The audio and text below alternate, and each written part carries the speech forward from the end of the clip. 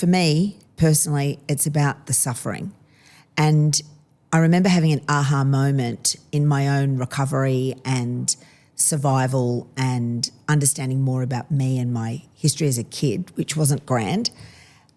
Parts of it. Lots of my childhood was great, but I have a specific period that was really ugly that happened at Easter. And I think about Jesus suffered. And when I was going through my recovery and understanding about my life, I had to come to terms with the fact that, and I asked the question, where was God? Where was God in that? If God was so great and God was so loving and all-powerful, why did this happen to me as a 6.5-year-old? Can't be a very bloody good God if he allows that kind of suffering to happen to a little kid. And I had to wrestle with that. And it's not been long since I've had the revelation that I've actually discovered that God was with me in that. God never left me nor forsake me. Do you say forsook?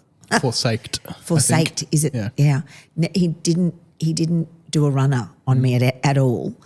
And he was there every step of the way with me, holding my hand while I was being abused. So then when I look at Easter, so if I look at my own suffering through that lens, I then come to Easter and I get to be involved in the worship and the recounting of the Passion narrative and hearing of Jesus' own suffering.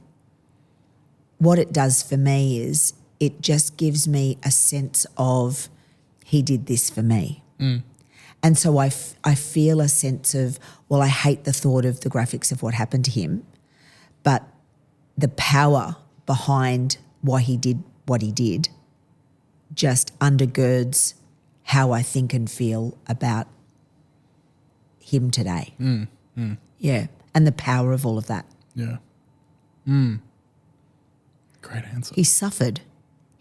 And it's not just me, like he suffered. He suffers with all of us when we suffer. He suffers when anybody's in pain. God is there. He loves us. And he's suffering alongside us, with us in the moment. Yeah. You know, with us. That's big shit, Jonty.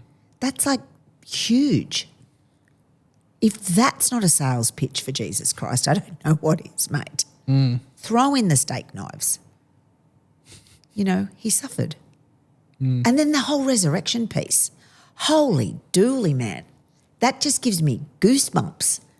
The whole resurrected, you know, nail-pierced hands. Like he's suffered.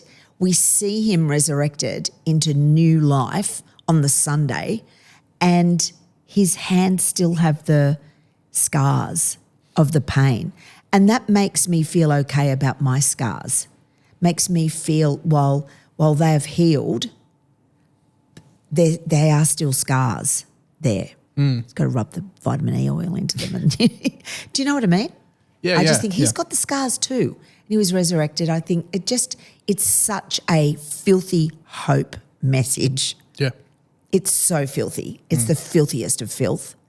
And yet the whole death and resurrection piece just reeks hope. I could do a sermon on that. Yeah, lock it in. Yeah. Do you want to hear Ness preach on Easter Sunday? I reckon that could be the sermon. Yeah.